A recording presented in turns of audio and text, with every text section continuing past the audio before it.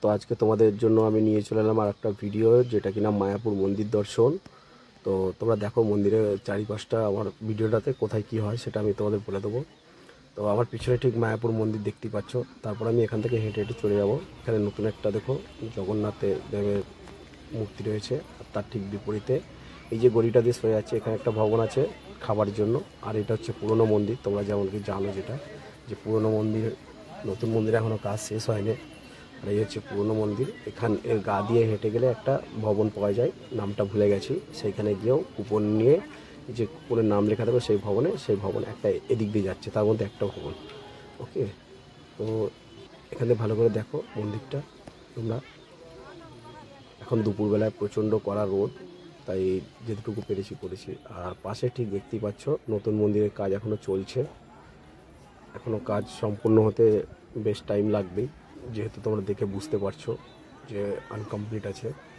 আর চারপাশে দেখুন সব দোকানগুলো, এখানে সব গোপাল ঠাকুরের জিনিস বা ঠাকুরের যে কোনো জিনিস, জামা কাপড়, লেহেঙ্গা সব কিছুই পাওয়া যায়।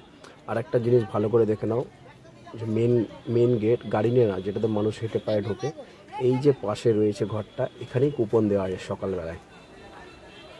সকাল 6টা-7টার মধ্যে এখানেই কুপন দেওয়া হয়। আর এখানে দেখো ভালো করে এই জিনিসটা দেখে নাও, কী কী আছে না আছে, সব জিনিসটা এখানে আছে। কখন কুপন দেবে, কখন মন্দিরে কী হবে না হবে, টোটালটাই। আর সামনে যে কুড়ে ঘরটা দেখতে পাচ্ছ, এখানে এক ধরনের কীর্তন হয়, লেখা আছে, ভালো করে পড়ে নিও কি। আর এটা দিয়ে এই যে গেটটা দেখতে পাচ্ছ বাঁদিকে, এই গেট দিয়ে আমি বাইরে বেরিয়ে গেলাম। এটা হচ্ছে রাস্তা, যেটা গেটের ডান দিকে, গেটের দিকে তাকিয়ে থাকলে ডান দিকে গঙ্গার দিকে যাচ্ছে।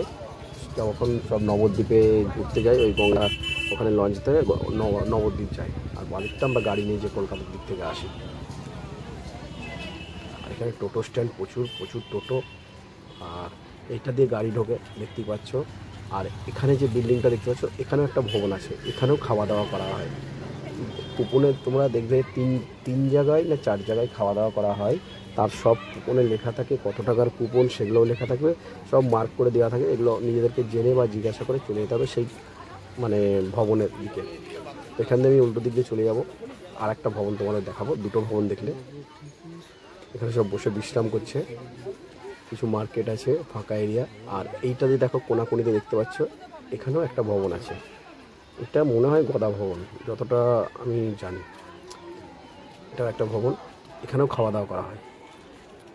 তো তোমরা যারা কোনোদিন আসোনি, যদি খাবার নিয়ম মানে কুপন পাওয়ার নিয়মটা হচ্ছে সকাল সকাল এসে আগে গাড়ি পার্ক করে বা যারাই আসুক না কেন, প্রথমে যে দেখলে ওই ঘরের কাউন্টারে চলে যাবে, ওখানে গিয়ে কুপনটা কেটে নেবে।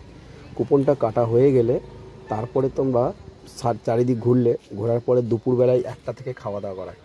1টা থেকে খাওয়া দাওয়ার পরে যদি মনে করো তারপরেই নবদ্বীপ যেও। তারপরে ওপারে নবদ্বীপে গিয়ে একটা টোটো ভাড়া করলে টোটোওয়ালা তোমাদের সবকটা স্থান দেখিয়ে দেবে, তারপর তোমরা নিমেষের মধ্যে ঘুরে আসতে পারবে। এই হচ্ছে ঘোরার পদ্ধতি নবদ্বীপ মায়াপুর। হ্যাঁ, প্রথমেই মায়াপুর নবদ্বীপ চলে যাবেন। আগে যারা গাড়ি নিয়ে আসো, মায়াপুর থেকে কুপন নিয়ে খাওয়া দাওয়া করে, কুপন নেওয়ার পরে ঘোরাঘুরি করে তারপরে খাওয়া দাওয়া করবে। করার পরে ওবেলায় নবদ্বীপ চলে যাবে, কারণ নবদ্বীপে বেশিক্ষণ লাগবে না। দুপার করে একটা টোটো তোমাকে রিজার্ভ করতে হবে সবাইকে, সেই টোটোতে করে 1টা হোক 2টো হোক সবাই মিলে যেতে পারবে। এটাই নিয়ম, বা এটাই সবাই বেশিরভাগ লোক করে। এটা হচ্ছে মন্দিরের পেছন দিকটা দেখতে পাচ্ছ। আর বড় বড় বিল্ডিংগুলো সব একটা ভবন, যেখানে খাওয়া দাওয়া করানো হয়। তো বন্ধুরা, ভিডিও কেমন লাগলো না লাগলো একটু অবশ্যই জানিও। আর এখানটা হচ্ছে বাঁদিকে দেখতে পাচ্ছ, এখানে হচ্ছে আরতি হয়, যে আমরা আরতি দেখার জন্য আসি এই বাঁদিকের আমার বাঁদিকে। আর ইনি হচ্ছেন এখানকার মেন উদ্যোক্তা, ছবিটা ভালো করে দেখে নিও। ইনি হচ্ছেন মায়াপুরের মেন। থ্যাংক ইউ বন্ধুরা, ভালো লাগলে লাইক শেয়ার অবশ্যই করো। ধন্যবাদ।